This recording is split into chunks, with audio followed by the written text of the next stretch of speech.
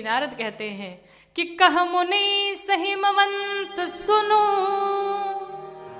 जो विधि लिखा लीलार, देव दनुज नर नाग मुनि को न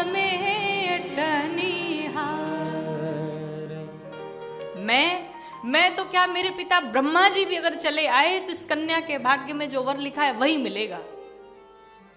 विवाह कोई किसी का नहीं कराता, विवाह होता है, भगवान पहले से ही फिक्स कर दिए। जैसे जीव जन्म लेता है विवाह भी फिक्स।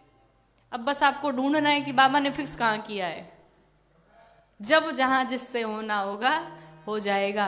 इसलिए जो मिला है उसमें संतुष्ट रहा जाए, उसी के साथ प्रसन्न रहा जाए। किसी से शिकायत करने का कोई मतलब नहीं है।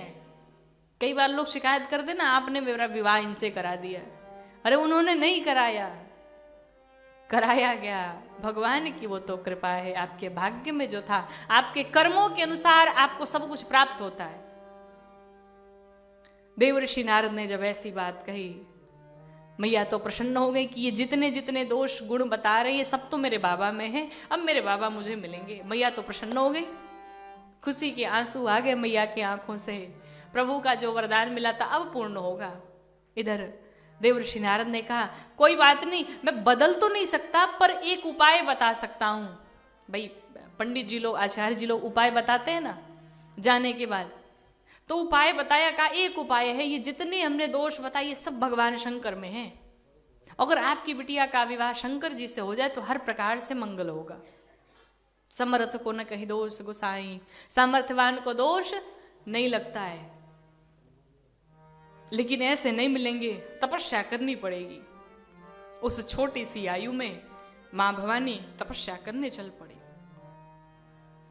भगवान गोस्वामी जी लिखते हैं कि उर धर्यो मां प्राणपति चरना, जाई विपिन लागे तप करना।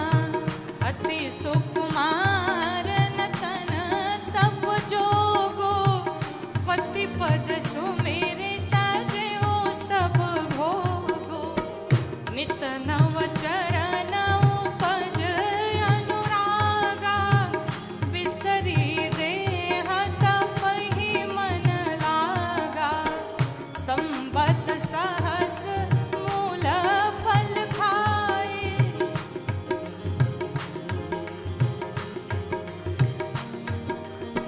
संबत सहस मूल फल खाए, साग खाए सत बरस गवाए।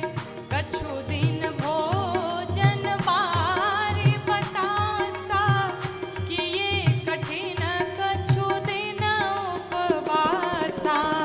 बेल पात मही परई सुखाई, बेल पात हरे तीन सहस संपत सोई खाई। तनु परिहरे सुखाने उपरना, महीना तब भयउ अपरना।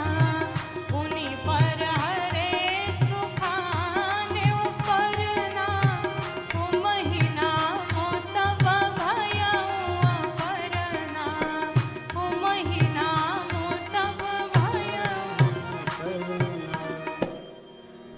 1000 वर्ष तक मैया ने मूल फल खाए, 100 वर्ष तक साग खा करके बिताया, 3000 वर्ष तक बिल्व पत्र खाया। और उसी समय मैया का नाम पड़ गया अपर्णा। बोलो अपर्णा मैया की। आकाशवाणी हुई, हे भवानी, आपके जितना घोर तपना आज तक किसी ने किया ना कोई कर पाएगा। आप जाइए, आपकी मनोकामना पूर्ण होगी। अब तो रही यहां तक की बात, थोड़ी कथा बदली, ये कथा पहुंची कैलाश पर। जब से मैया सती ने शरीर का त्याग किया, भगवान शंकर से बड़ा गृहस्थी कोई नहीं हो सकता। सब कहते बाबा बिल्कुल उदास रहते, निराश रहते, नहीं, ये गलत है। मैया सती के प्रेम में बाबा ऐसे विवल हो गए, ऐसे पागल हो गए थे कि जिस समय मैया सती ने शरीर का त्याग किया उस समय बाबा मां सती को अपने गोद में लेकर के तांडव कर दिए महाराज। इतना प्रेम मैया सती से बाबा का है, इतना प्रेम मैया भगवान शंकर अपनी पत्नी से करते हैं। सबसे बड़ा अगर गृहस्थी कोई है तो वो है भगवान शंकर। गृहस्थ जीवन कैसे जीना चाहिए वो मेरे बाबा से सीखिए। भगवान शंकर इतना मैया से प्रेम करते हैं। मैया ने इतनी गलतियां की थी, लेकिन गलती तो की थी पर बाबा का प्रेम तो कम नहीं हुआ था। जब तक मैया सती थी तब तक तो उन्हें एक था कि चलो सामने तो है। होता है ना कि जब कोई क्रोधित हो, कोई नाराज हो, तो भले ही हम उससे नाराज है, क्रोधित हैं, पर वो सामने तो दिख रहा है। और कहीं अगर वो छोड़ के चला गया उस समय पता चलता है। भगवान शंकर के सम्मुख जब तक मैया थी तब तक तो बाबा को लगता था अभी मेरे सामने है, मेरे साथ है, चाहे मैं उससे बात करूं ना करूं।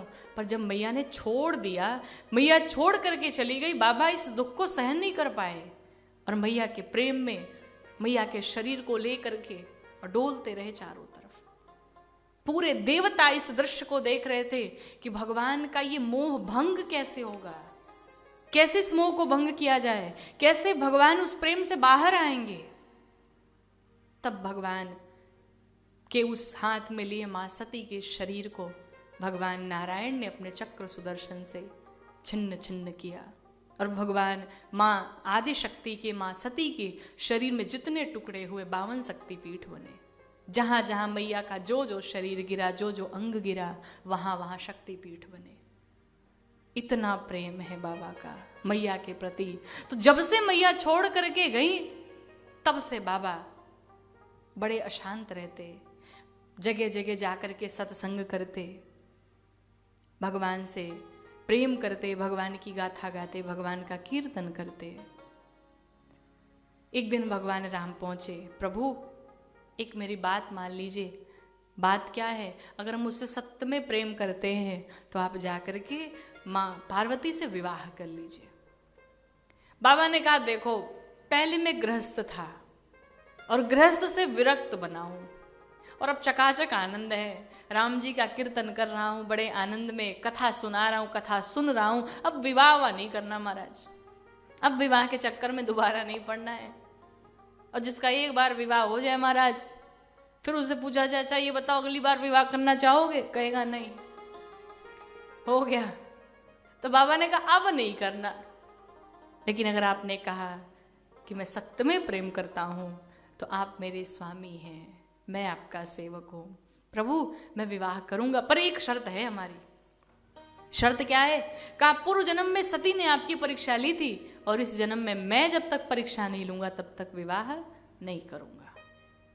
सप्तऋषियों को बुलाया, कहा जाओ कठिन से कठिन परीक्षा लो, पार्वती की इतनी परीक्षा लो कि पार्वती उत्तीर्ण ना हो पाए। सप्तऋषि पहुंचे, जाकर के मां भवानी की परीक्षा लेते, देवी धन्य आपकी जय जयकार हो, पूरे संसार में आपकी यश कीर्ति फैल रही है, आपने इतनी कठिन तपस्या की। लेकिन देवी हमने सुना है कि आप उस पागल के लिए इतनी तपस्या की। अरे अगर आप कहें तो हमारी नजर में एक बड़ा सुंदर दूल्हा है। कौन है? कहा भगवान नारायण है। भगवान नारायण समस्त शुभ लक्षणों के धाम है और भगवान शंकर समस्त अवगुणों के भवन है। अगर आप कहें तो आपका विवाह उनसे करा दिया जाए, पर प्रेम तो ऐसा ही होना चाहिए महाराज। मैया सती कहती है मर जाऊंगी, एक नहीं करोड़ों जन्म लेना पड़े, पर दासी तो बाबा की ही बनूंगी। बाबा मुझे आज नहीं स्वीकार करे, अगला जन्म लूंगी, फिर न स्वीकार करे, अगला जन्म लूंगी। जन्म जन्म शिव पद अनुरागा, मैं जितनी बार जन्म लूंगी मैं अपने प्रभु के सिवा किसी का ध्यान भी नहीं कर सकती, मैं अपने प्रभु का त्याग नहीं कर सकती। और मेरे गुरुदेव ने भी यही कहा है, प्रभु आपसे गलती हो गई, आप थोड़े पहले आए होते तो न जाने कुछ हो सकता था, पर अब कुछ संभव नहीं है। अब तो हमारे ये प्राण चले जाएं पर मेरा प्रण छूटने वाला नहीं है। निष्ठा ऐसी होनी चाहिए, प्रेम ऐसा होनी चाहिए। प्रेम ऐसा नहीं होना चाहिए जो स्थितियां परिस्थितियां देख करके बदल जाए महाराज। चलो भी इनके पास सब कुछ है तो हमारा इनसे बड़ा प्रेम है। प्रेम तो तब समझ में आता है जब सामने वाले के पास कुछ न बचे और फिर भी आपका प्रेम अपनी पराकाष्ठा पर हो, ये प्रेम है। और मैया पार्वती ने कहा मैं कहीं नहीं जा सकती, मुझे अपने शिव से प्रेम है, मेरे प्राण निकल जाएंगे पर मेरा ये प्रण जो है छूटने वाला नहीं है। प्रभु सप्तर्षि जब सुने प्रसन्न हो गए, देवी धन्य हैं आप, इतनी प्रशंसा किए जा करके, इतनी प्रशंसा किए भगवान शंकर के पास कि बाबा की समाधि लग गई, इतने खुश हुए।